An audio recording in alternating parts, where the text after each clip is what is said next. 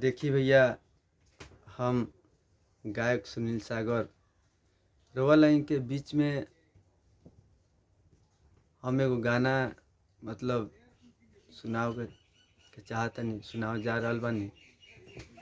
कृपा करके हमार गाना अच्छा लगी तो हमारा गाना के सब्सक्राइब करम लगी, शेयर करम लगी, लाइक करम लगी आ बेल आइकन दबाए के न भूलम लगी।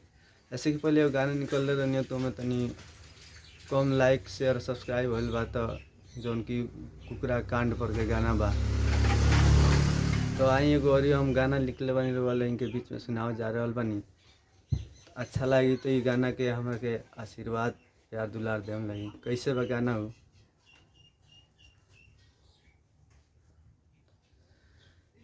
अखिया से लोर बरसे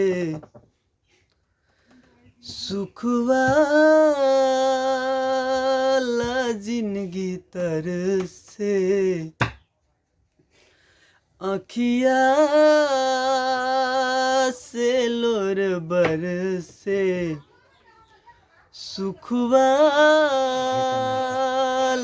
जिंदगी तरसे, दुख हरला ए देवी माई, दुख में जियल न जाई, दुख हरला ए देवी माई, दुख में जियल न जाई।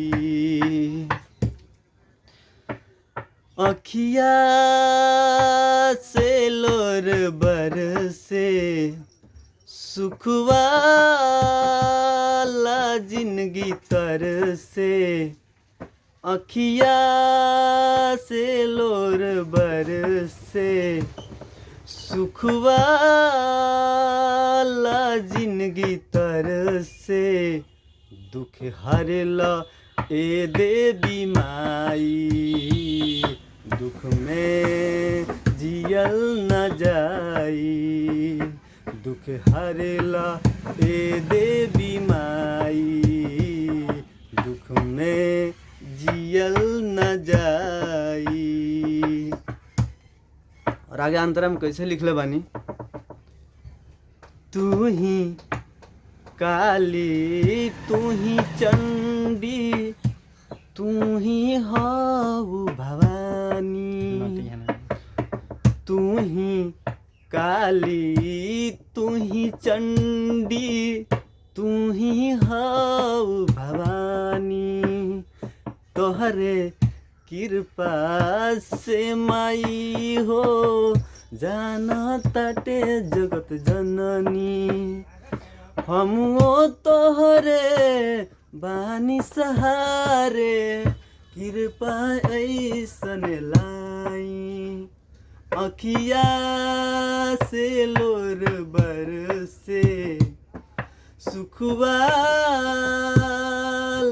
जिंदगी तरसे, दुख हरला ए देवी माई, दुख में जियल न जाई। चलो तो चलिए भैया, ये आज के हमार मतलब लिखल गीत रहा माई के बारे में। तो रुआ से हाथ जोड़ के हमारे 10 अंगुरी जोड़ के रुआ लेंगे कोमल चरणों में विनती बा, नमन बा कि हमरा के रुआ लगी आशीर्वाद प्यार दुलार दी लगी।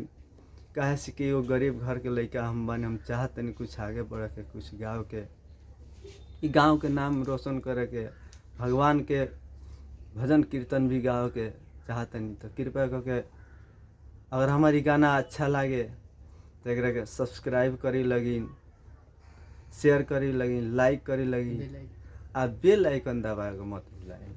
काहे से कि उहे हमार मतलब ई रुआ के आशीर्वाद मिली तो हम आगे बढ़ सकते हैं। तो जैसे मानी कि दूसरा जगह के आदमी के मोबाइल चलाते बा, केहू के घंटी दबा देता, केहू के लाइक कर देता, तो वैसे ही एगो हमो गरीब घर के गांव क्षेत्र के बानी, तो हमरो के तनी जहाँ तक ले हो सके शेयर करे लगी आ लाइक कर मत भूलो, बेल आइकन दबाओ मत। तो चलिए आज के हमारा यहाँ तक लेके थी बा, फिर बिहार वालों के बीच में एगो लेके आएम ठीक बा ठीक बा। भोजपुरी चाहे भक्ति देवी गीत जैसे वाले के मतलब इच्छा अनुसार कमेंट में लिख सकता नहीं लगी कि भोजपुरी क्या हो चाहे भक्ति क्या हो चाहे जैसे भी जौन भी कमेंट में आई हम वाले के बीच में लेके सेवा हाजिर हैं। चलिए।